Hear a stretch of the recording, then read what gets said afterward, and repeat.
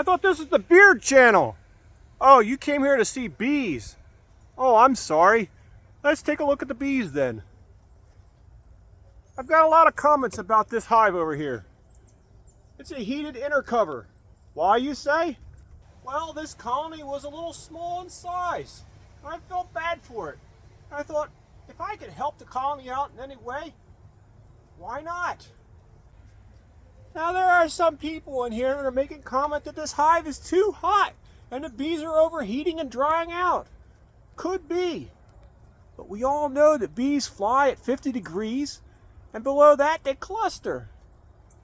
So I picked a temperature of 60, somewhere in between. You know, the heat rises, 60 on the top. They normally keep it 95, so I thought it'd help them out just a little bit. Let's take a look inside.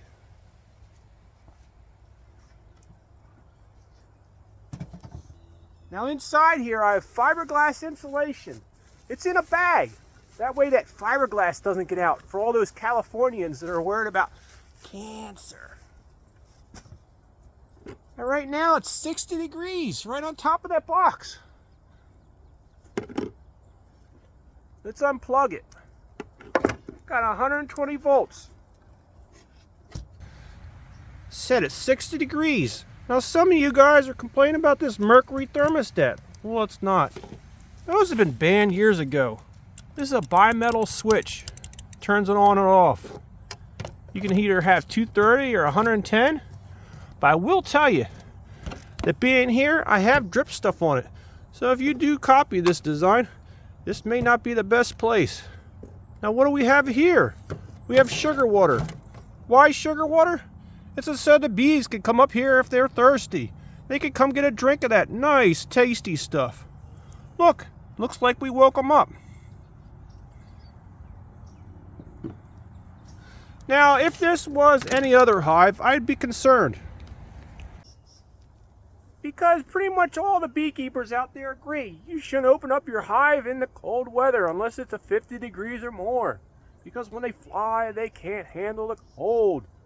But because this is heated, I think we're okay. Because they're not going to get chilled that much because we got the heat that put it right back when we're done. So we're going to go ahead and break all the rules and open it up so you can take a look inside and see the bees in 42-degree temperature. Now I will say that lifting this thing up with all this sugar water is a balancing act. Like I said, I've gotten sugar water on that thermostat in the past. Let's take a look and see if we do this without dripping it all over the place. Nope. There we go. What a mess.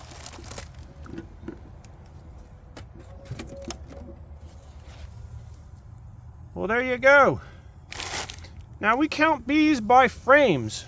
So you would say that this is one frame of bees because they're only on one frame. So that's a small cluster. And I have this in a 10 frame box. And I have this reducer on the side to take out some of that temperature that they have to control. And I have some other astrofoil insulation, just reducing the space.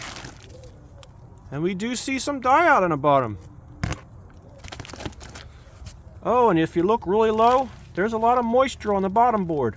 But it's a screen bottom board, so it's way away from them. I have a little bit of water here because I just dripped it there. And it's honey. I mean sugar water. You do have a little bit of moisture here? Nope. I think it's just wax. Let's take a look at the first frame. Well, we got a bee in there. I guess they're trying to get some of that food. Let's take a look at the second frame. Looks like they cleaned that one out pretty well. Same with that one.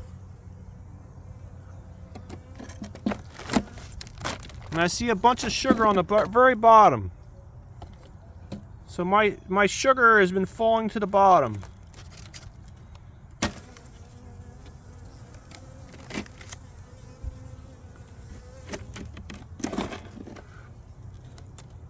And that one's pretty much empty too. There is some honey, but as you can see, they're not taking it. Now they are storing some type of liquid in there. That's interesting.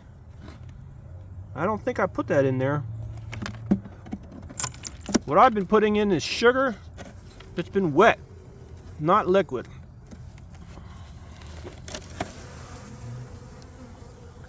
Yep, they've been doing something in here.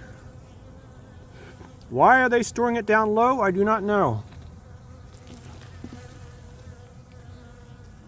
And it looks like they got some babies going in here. There's some eggs. Look at that. They're ready to go. Now you're going to probably say that I just gave them all this chill, so they're probably going to die. Well, you're going to find out. There's the queen.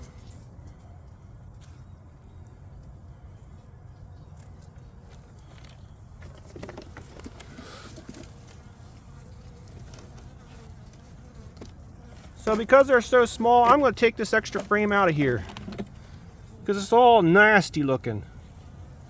It's got some honey on there, but they're not really interested in that. So I'm going to reduce them down just a tad bit more so they don't have all this extra space to worry about. You know what? We're going to even put the insulation on the outside.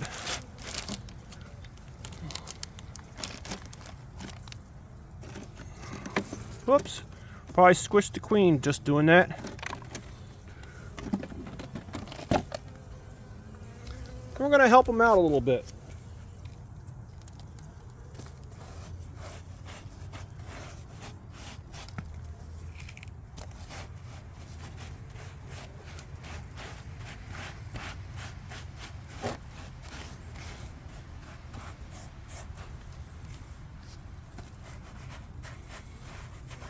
I just put all that granulated sugar on top of all their nectar.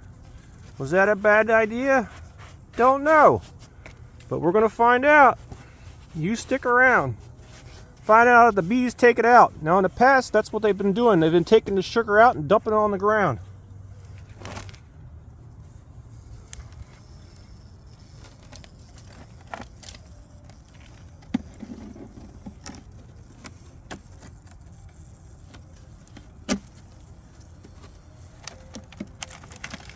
Then we're going to remove that insulation and move it over just a hair more. That way they have a nice tight cluster area. I think bees tend to like it cozy. So we'll reduce them down to a 4-frame space. Then we'll put the extras over here. That way the wax moths can get to them.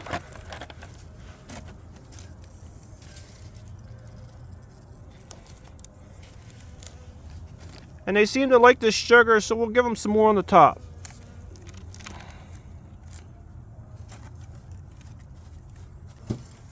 And then we'll place our heated cover on top.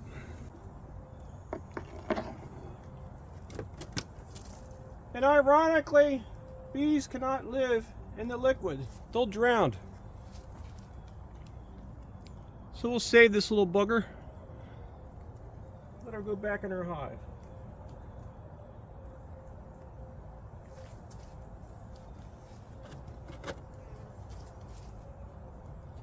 Right now it's 43 degrees because we unplugged that heater.